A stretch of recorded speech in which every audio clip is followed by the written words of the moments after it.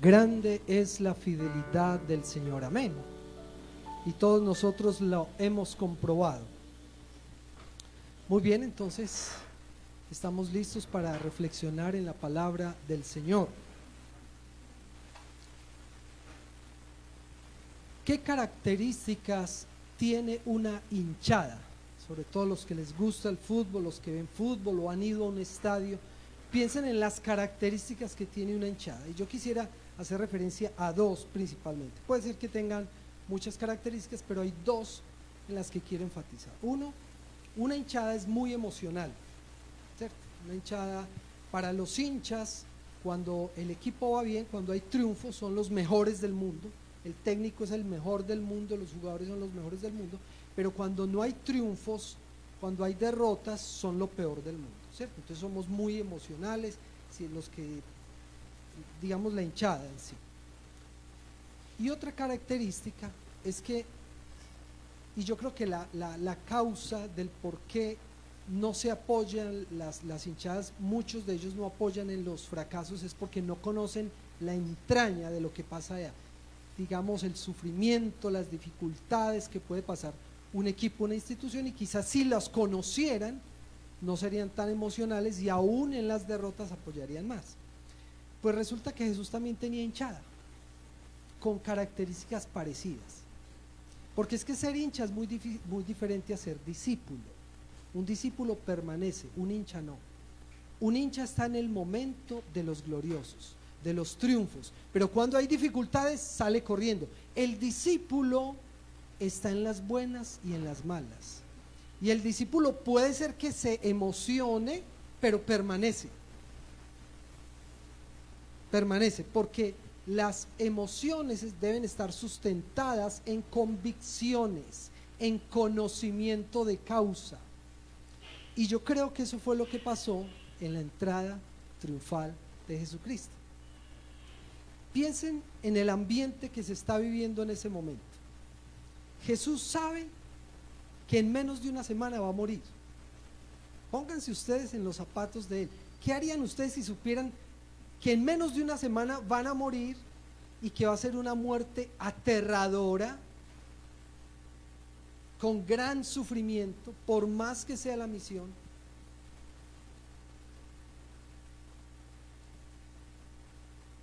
Ahora, otra cosa, ¿qué significa Hosana? Que fue uno de los términos con el que proclamaron a Jesús, el que esa gran hinchada proclamaba a Jesús, Hosana, Hosana. ¿Qué significa Hosana? Sálvanos. Lucas capítulo 19, versos 28 al 48. Lucas 19, 28 al 48. El Evangelio de Lucas fue escrito para gentiles. Es el único escrito del Nuevo Testamento hecho por un gentil para gentiles, es decir, para no judíos, y contiene pues narraciones. Lucas es un historiador, por tanto narra los acontecimientos de la vida de Jesús para un contexto no judío. Lucas, como ustedes saben, fue médico, historiador y fue parte del equipo misionero de Pablo, y él quería mostrar que Jesús es el Salvador de todos, judíos y no judíos. Así que en esta narración de la entrada triunfal, Lucas demuestra que Él es Jesucristo, el Salvador, el Mesías esperado. Esto sucede el domingo justo antes de la cruz. Domingo, y vamos hasta el viernes, que es viernes de pasión.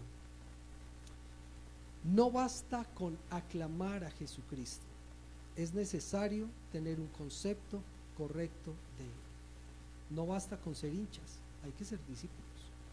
No basta con aclamar a Jesucristo, es necesario tener un concepto correcto de Él. Entonces, ¿quién es este Jesús que está entrando a Jerusalén? ¿Quién es este hombre al cual multitudes están aclamando? En primer lugar, Jesús, Rey manso, versículos 28 al 34. Jesús, Rey manso. Dicho esto, versículo 28, estamos en el capítulo 19 del Evangelio de Lucas. Dicho esto, Jesús siguió adelante subiendo hacia Jerusalén.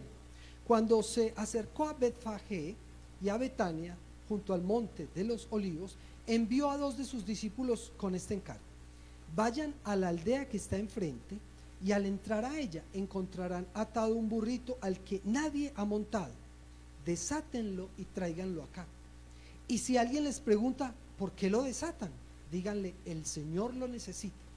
Fueron y lo encontraron tal cual como él les había dicho. Cuando estaban desatando el burrito, los dueños les preguntaron, ¿por qué desatan al burrito? El Señor lo necesita, contestaron. Muy bien, estamos subiendo a Jerusalén. Recuerden que ¿qué se iba a celebrar en unos días? ¿Qué festividad? La Pascua. Y la Pascua, recordemos esto, era una comida en la cual se celebra una gran comida, era un banquete grande en el cual se celebraba la liberación poderosa de la esclavitud de Egipto. Entonces, cada año miles de peregrinos subían a Jerusalén cantando alabanzas al Señor, muchas de ellas eran los salmos, y en medio de los cánticos ellos iban felices recordando lo que el Señor había hecho. Luego llegaban al templo a hacer los sacrificios y comían la Pascua. Jesús llegó a Jerusalén pensando en la festividad de la Pascua. Yo creo que pensando más en que esta es mi última Pascua, esta es mi última visita a Jerusalén y yo tendré que morir. Ya él lo había mencionado y él ya empezaba a sentir eso en su corazón. Faltaban unos días para que muriera. La manera en que iba a llegar Jesús a Jerusalén sobre un burrito que nunca nadie había cargado a alguien. Lucas explica que esa fue la forma específica en la que Jesús quiso identificarse al entrar a Jerusalén. Un asno era una bestia de carga, no era para la guerra, no era para los reyes, era para la gente humilde, era para los pobres se desplazaban en burritos. No se usaban para misiones militares, sino civiles. En contraste, cuando un personaje entraba a caballo, pues mostraba su realeza y quizás entraba en una misión militar, pero Jesús no venía con un objetivo militar, él era un rey manso. El profeta Zacarías en el capítulo 9, verso 9 dice: alégrate mucho, oh hija de Sión, da voces de júbilo, oh hija de Jerusalén, he aquí tu rey viene a ti, justo y victorioso, humilde, montado sobre un asno, sobre un borriquito, hijo de asno. Un burrito usado para el trabajo, en el cual se subía el rey del universo.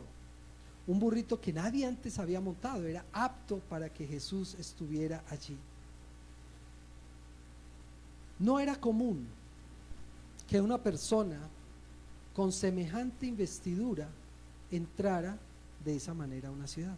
Jesús, el rey, entrando en un burrito. Interesante, cuando hoy día lo que galopa en la humanidad es el orgullo y la prepotencia. Entre más me vea, mejor yo. Entre un carro más costoso tenga, mejor me veo. Entre una casa más costosa tenga, mejor me veo. Entre tenga ropa más costosa, mejor me veo. Y Jesús entra en un burrito. Qué lección de humildad. El rey del universo, quien lo tiene todo, quien tiene los fondos suficientes para achicanarle a todo mundo, y entra en un burrito. Él tenía el derecho de entrar de manera real, como el más poderoso de los reyes, con carrozas, con trompetas, pero no lo hizo. ¿Será que nosotros seguimos el ejemplo de Jesús? Mansedumbre, humildad. ¿Será que al mismo tiempo nosotros reconocemos a ese Jesucristo que va sobre un burrito como el verdadero rey? Porque ya se empiezan a caer las expectativas, ¿cierto? Si yo tengo una expectativa de un rey poderoso que venga a liberar y entra en un burrito, pues este es el rey que nos va a liberar en un burrito, y usted en ese burrito va a pelear contra el Imperio Romano. No fregues. Entonces la gente empieza a desilusionarse ya. Es que no es lo que yo esperaba, no es el Jesús que yo esperaba. Entonces la hinchada se empieza a desinflar. cuando es hinchada, porque cuando es discípulo no. Cuando es hinchada empieza ya a desinflarse, a perder la emoción, entonces ya no basta con aclamar a Jesucristo, es necesario tener un concepto correcto de él. ¿Quién es este Jesús? En segundo lugar, Jesús es el Rey alabado, versículos 35 al 40. Se lo llevaron pues a Jesús, luego pusieron sus mantos encima del burrito y ayudaron a Jesús a montarse. A medida que avanzaba, la gente tendía sus mantos sobre el camino. Al acercarse él a la bajada del monte de los olivos, todos los discípulos se entusiasmaron y comenzaron a alabar a Dios por tantos milagros que habían visto. Una hinchada pero tremenda. Habían visto goles, jugadas bonitas y la hinchada se emocionaba. Ellos no estaban emocionados por el personaje. ¿Por qué estaban emocionados? Por los milagros. Es decir, este Señor a mí me conviene. Este es el que yo necesito. Este es el que me va a arreglar a mí la vida. El que me va a sanar de enfermedades. El que me va a proveer. El que me va a ayudar. El que me va a liberar. Este Señor me conviene. Típica hinchada, ¿cierto? Gritaban: bendito el Rey que viene en el nombre del Señor, paz en el cielo y gloria en las alturas. Algunos de los fariseos que estaban entre la gente le reclamaron a Jesús: Maestro, reprende a tus discípulos. Pero él respondió: les aseguro que si ellos se callan, gritarán las piedras. Estaban en las cercanías de Jerusalén y una multitud bulliciosa le da la bienvenida. Tienden mantos para que pasara, mantos sobre el animal, pero mantos en el camino. Es decir, quien viene aquí es digno. Quien viene aquí es digno. Los otros evangelios, Juan, Lucas no lo dice, pero Mateo, Marcos y Juan dicen que también usaron ramas, ¿cierto? Ramas para batirlas y para ponerlas y para hacer todo. Característicos de un recibimiento real, es decir, están muy emocionados por el personaje, pero más que por el personaje, por lo que había hecho, por los goles y las jugadas bonitas, por los milagros. Este Señor es el que nos conviene, este es el que necesitamos como Rey para que nos liberte de ese imperio. El énfasis entonces estuvo en los milagros y en los beneficios que podían recibir de ese Jesús. No en la persona, no, es que Él es digno, es que así no haga ningún milagro, así no me beneficie, Él es digno de adoración. No, la gente no dijo eso. La gente dijo: este es el que hace milagros. Ustedes saben que donde hay milagros se llena el asunto, ¿cierto? Donde hay beneficios la gente corre a pedir. Así somos. Esto me conviene, entonces yo voy a ver qué hay para mí. Pero cuando se trata de compromiso, de sufrirla, de sudarla, ahí sí ya no, ¿cierto? Típica hinchada. La hinchada está en el momento del triunfo y cuando gana ese estadio se llena, pero cuando el equipo está sufriendo, cuando le está yendo mal, se desaparece todo el mundo. Y que ellos solo sufran y que ellos solo lleven del bulto. Las multitudes cantaban lo que decía el Salmo 118: oh Jehová, sálvanos por favor. Salmo 118, 25, uno de los salmos que cantaban los peregrinos subiendo a Jerusalén. Oh Jehová, haznos prosperar. Bendito el que viene en el nombre de Jehová. Desde la casa de Jehová os bendecimos. Como los ángeles, las multitudes alabaron.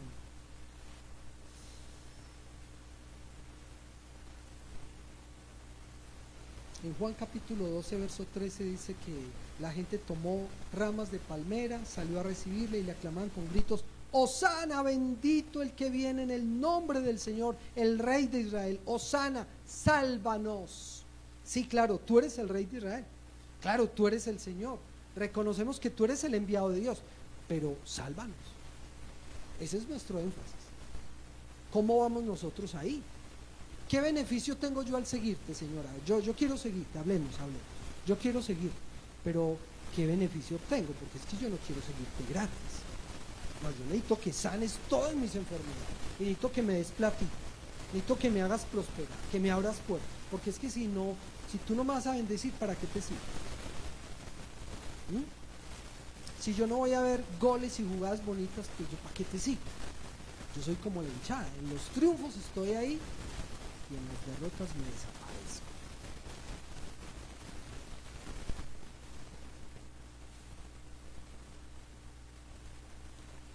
En Mateo capítulo 21, verso 10, que narra la misma escena, dice que las personas preguntaron: ¿y quién es este? Y los seguidores respondieron: el profeta de Nazaret. Pero lo que ellos enfatizaron fueron los milagros. ¿Saben qué había sucedido poco antes de esta escena? Ditas antes, ¿saben qué había sucedido? Nada más y nada menos que la resurrección de Lázaro, la sanidad del ciego Bartimeo, la sanidad de los 10 leprosos y la sanidad de 2 ciegos en Jericó. Sin contar de ahí para atrás, la alimentación de miles de personas, la sanidad de otras. No, la gente está emocionada. Este es el hombre que necesitamos. Nosotros bien necesitados, bien arruinados, oprimidos, y viene un hombre que es capaz de hacer. Este es el hombre que necesitamos. ¿Pero en qué estaban pensando? En los beneficios. Inclusive sus propios discípulos. Sus discípulos no entendieron estas cosas al principio, explica Juan en el capítulo 12. Pero cuando Jesús fue glorificado, entonces se acordaron de que estas cosas estaban escritas acerca de él y de las cosas que le hicieron a él. La gente no entendía. La gente no había entendido el concepto de la misión de Jesús. Por eso estaban muy interesados y por eso fueron emocionalistas y por eso lo abandonaron en el momento de la crisis. Hoy mucha gente invoca al Señor. Y muchos hablan de un avivamiento en Latinoamérica, iglesias de 10,000, 20,000, 30,000, 50,000 personas, cultos con cantidad de personas. ¿Cuántos de nuestros cultos llenos están conformados por hinchas y cuántos por discípulos? Porque a veces esto se va a hacer.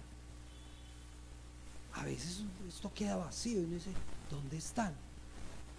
Los hinchas se dispersaron. ¿No será que estamos nosotros así en esa condición? Que cuando las cosas están bien, aleluya, gloria al Señor, tenemos los bolsillos llenos, hay trabajo, hay salud, hay bendición, y yo voy por más bendición.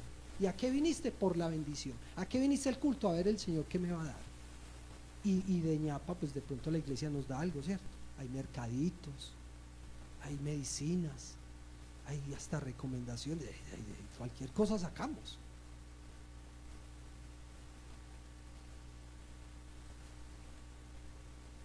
No basta con aclamar a Jesucristo. Hay que tener un concepto correcto de él, una relación correcta con él. En tercer lugar, Jesús es el Rey de paz. En el versículo 41 dice: cuando se acercaba a Jerusalén, Jesús vio la ciudad y lloró por ella. Dijo: cómo quisiera que hoy supieras lo que te puede traer paz. Pero eso ahora está oculto a tus ojos. Te sobrevendrán días en que tus enemigos levantarán un muro y te rodearán y te encerrarán por todos los lados. Te derribarán a ti y a tus hijos dentro de tus murallas. No dejarán ni una piedra sobre otra, porque no reconociste el tiempo en que Dios vino a visitarte, a salvarte. Los discípulos proclaman a Jesús como rey, pero Jesús va a llegar a una ciudad donde lo van a condenar como hereje. Y Jesús ve la ciudad y llora. Llora porque no aceptaron al Rey de paz. No le entendieron, no le conocieron. Y Jesús, de una manera irónica, les dice: ustedes no reconocen la paz que yo traigo. Bueno, les va a venir una guerra. Y ustedes saben que en el año 70 después de Cristo vino el ejército romano, rodeó Jerusalén y la destruyó. Acabaron con todo. Y desde eso hasta hace poco que el pueblo judío pudo regresar a su tierra, a recomenzar, a retomar, a reconstruir. Pero desde eso fueron destruidos como pueblo y exiliados. No reconocieron al Rey de paz. No reconocieron el tiempo de visitación. No, todavía no. El tercer ¿qué? Sí, estamos todavía en el tercer punto. Jesús, Rey de paz. Sin Jesús no hay paz. Porque para tener paz hay que reconocerlo a Él como Rey, como Salvador, como Hijo de Dios. Y no solo proclamarlo y emocionarse. Hay que comprometerse. Hay que entender quién es Él. Jesucristo, el Hijo de Dios, por el cual yo también tendría que estar dispuesto a dar la vida. Y no solo emocionarme como un hincha. No basta con aclamar a Jesucristo, es necesario tener un concepto correcto. En cuarto lugar, Jesús, Rey y Juez, versículos 45 al 48. Luego entró al templo, entonces Jesús llega a Jerusalén y de una entra al templo y comenzó a echar de allí a los que estaban vendiendo. Escrito está, les dijo, mi casa, casa de oración es, pero ustedes la han convertido en cueva de ladrones. Todos los días enseñaba en el templo y los jefes de los sacerdotes y los maestros de la ley y los dirigentes del pueblo procuraban matarlo. Sin embargo, no encontraban la manera de hacerlo porque todo el pueblo lo escuchaba con gran interés. Recordemos que estamos en el preámbulo de la celebración de la Pascua y Jerusalén cada año por esta época era visitada por miles de personas. La ciudad estaba atiborrada de gente que llegaba fielmente a la Pascua, y en la Pascua, en la celebración, debían sacrificar corderos en el templo. Entonces se imagina la demanda de corderitos por un lado, de becerros o de animales para sacrificar, y la demanda del cambio de moneda, porque al entrar al templo debían pagar un tributo, ¿cierto? Entonces si venían de otro lado y tenían monedas, tenían que ir donde los cambistas, cámbieme estos dolaritos, estos euros por pesos, porque debemos pagar a la entrada del templo, o yo no traigo mi propia oveja, voy y la compro. Lo malo no era la venta, porque muchos han dicho, uy hermano, no podemos hacer ventas en la iglesia. No se trata de eso. El asunto era la explotación, porque se volvió un negocio en donde se oprimía al necesitado. Entonces el otro llegaba bien necesitado. ¿Cuánto vale ese corderito? Pues comercialmente vale 100, pero como usted viene necesitado de afán para el sacrificio, se lo cobro en 300. Y el otro no tenía opción, porque tenía que llegar ya a la festividad a hacerlo, y era un deber, entonces lo compraba al valor que fuera. Y los cambistas también se aprovechaban. Entonces era un asunto de opresión, de robo. No eran las ventas en sí. Jesús, como Rey y como Juez, entra a su casa, porque el templo es su casa, la casa de su Padre, y saca a los que tiene que sacar y limpia lo que tiene que limpiar. Él es el Rey. ¿Quién podría cuestionarlo? Sí, es ese mismo Rey manso que venía en un burrito. Sí, es que eso no le quita la mansedumbre. ¿Quién dijo que si Dios se muestra como juez ya no es amoroso? ¿Quién dijo que si Dios ejecuta su juicio o su disciplina cuando nos portamos mal ya no es manso y humilde, ya no es amoroso? No. El paquete completo de los atributos del Señor está ahí. Dios, así como es amor, es fuego consumidor, ¿cierto? Y así como es muy misericordioso, también es juez justo. Eso, lo uno no quita lo otro. Y cuando nos portamos mal y hacemos las cosas mal, tome para que lleve. Disciplina, juicio, claro. Jesús también es Rey y también es juez. Él manda y Él tiene derecho a juzgar. Él sabía que lo que se estaba haciendo dentro del templo era un engaño, era una opresión. El templo simboliza el corazón del pueblo judío. El templo es el corazón, es el lugar donde se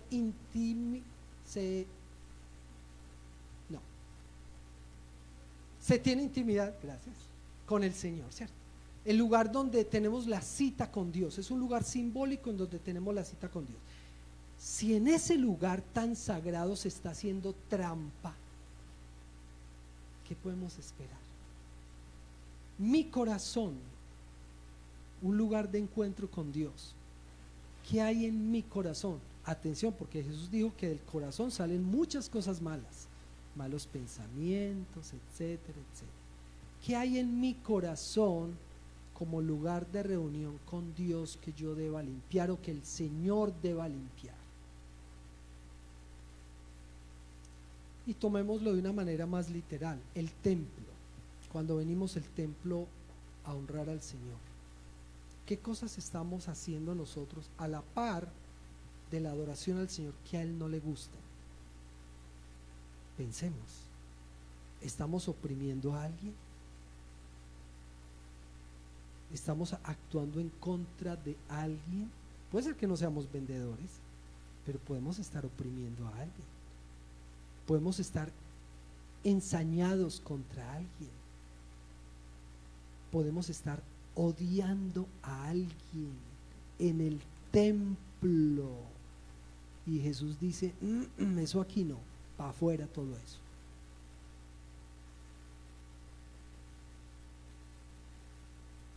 ¿Qué cosas hallará el Señor en el corazón de cada uno?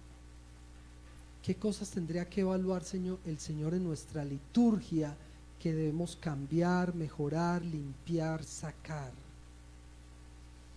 No basta con aclamar a Jesucristo, es necesario tener un concepto correcto de Él. Jesús no necesita hinchas, Jesús no necesita hinchas, necesita discípulos, porque el hincha se emociona y quizás en el momento de adoración y como los discípulos, Señor, yo estoy dispuesto a dar la vida por ti, todos emocionados, ¿cierto? La hinchada, sí, Señor, iremos hasta la muerte por ti. Y el momento de la cruz, chao, perdámonos porque aquí esto ya no nos conviene. Sería muy bueno que cada uno nos evaluáramos si formamos parte de la hinchada del Señor o somos sus discípulos. Si somos de las multitudes que lo aclaman, pero en el momento de la realidad, ¿cuántos quedaron? ¿Cuántos habían junto a la cruz con Él? Muy poquitos. ¿Cuántos habían el día de Pentecostés cuando vino el Espíritu Santo? Muy poquitos, habían 120. De los cientos y miles que vieron y escucharon a Jesús y que lo proclamaron, 120 en Pentecostés, y en la cruz habían menos todavía.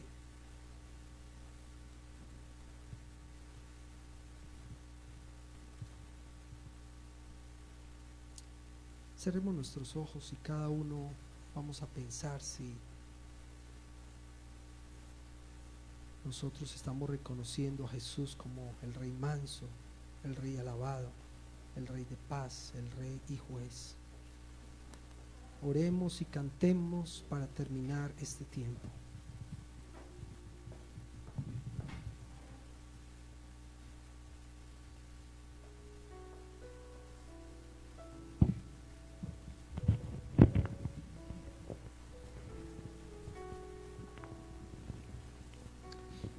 Un gran reto para nosotros en esta mañana, examinarnos y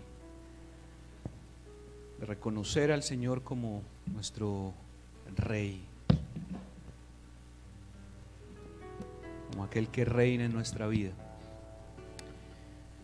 Vamos a cantar, pongámonos de pie y vamos a terminar este tiempo reconociendo que Él es el Rey de gloria, reconociendo que Él es el Rey infinito en poder, aquel que reina en nuestro corazón.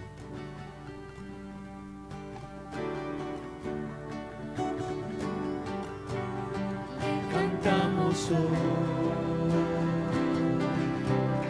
al Rey de gloria, al Rey, oh aleluya, al Rey de gloria, al Rey,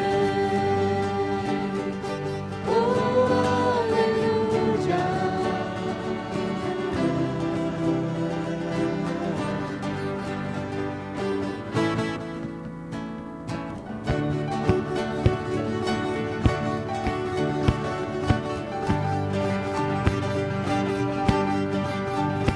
Al que es digno de recibir toda la gloria,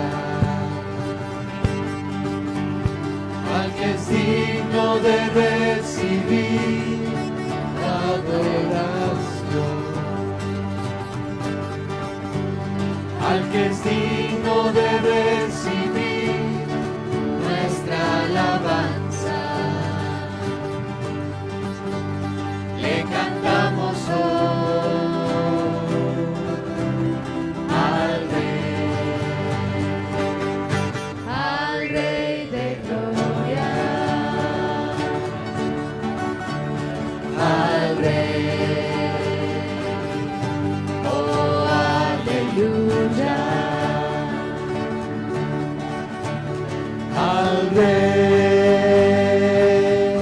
al Rey de gloria, al Rey, oh aleluya.